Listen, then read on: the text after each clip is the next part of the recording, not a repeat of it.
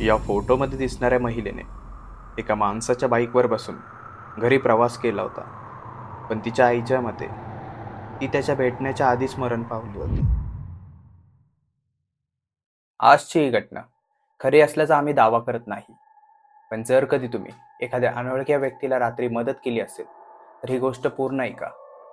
ही घटना 2012 मधील असल्याचं सांगितलं जातं. आपल्या फॉलोअरचा मित्र दांडेकर पुलावरून घरी चालला होता. रात्रीचे सुमारास 2 वाजले होते.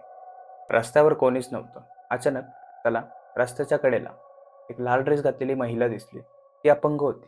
माणुसकी म्हणून त्याने जवळ जाऊन तिला विचारलं, ताई, तुम्हाला कुठे जायचंय का? मी सोडू का तुम्हाला? तिने फक्त मान हलवली आणि म्हणाली, सिंहगड रोड. त्याने तिला मागे बसवलं आणि पुढे निघाला. संपूर्ण रस्त्यात ती एकदाही बोलली नाही. फक्त रोडकडे एकटक बघत बसली होती. काही मिनिटांनी तिने एका इमारतीकडे थांबायला लावलं. तो थांबला. थांबल्यानंतर तो म्हणाला, तुम्हाला एकटं सोडायला बरं वाटत नाही? मी वर जाऊन तुमच्या घरी सांगतो. त्यावर ती फक्त हसली. तो वर गेला. वर गेल्यावर त्याने बेल वाजवली. थोड्या वेळातच काकूंना दरवाजा उघडला. तो काकूंना म्हणाला की, काकू, तुमची मुलगी खाली आली आहे. मी तिला फक्त लिफ्ट दिली होती. त्या गोष्टीवर त्या काकूंना काहीच आश्चर्य वाटले नाही. शेवटी ते त्याला म्हणलं, आत या. आत गेल्यावर त्यांनी लाईट्स लावली आणि त्या आतमध्ये निघून गेल्या. तेवढ्यात त्याचं लक्ष डावीकडे असलेल्या भिंतीवर गेलं. त्या भिंतीवर तोच लाल ड्रेस, तीच मुलगी, तिचा फोटो लागला होता आणि तिच्या गळ्यात हार घातला होता. तेवढ्यात तिची ती आई आली. त्याने विचारलं, काकू, हा फोटो?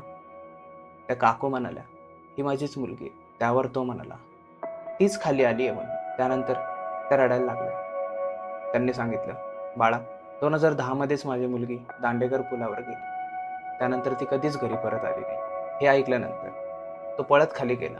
खाली गेल्यावर संपूर्ण रस्ता रिकामा. तिथे कोणीच नव्हतं. तो आजही सांगतो, त्या रात्री त्याने कोणाला घरी सोडलं, त्याचं उत्तर त्याला आजही मिळालेलं नाही.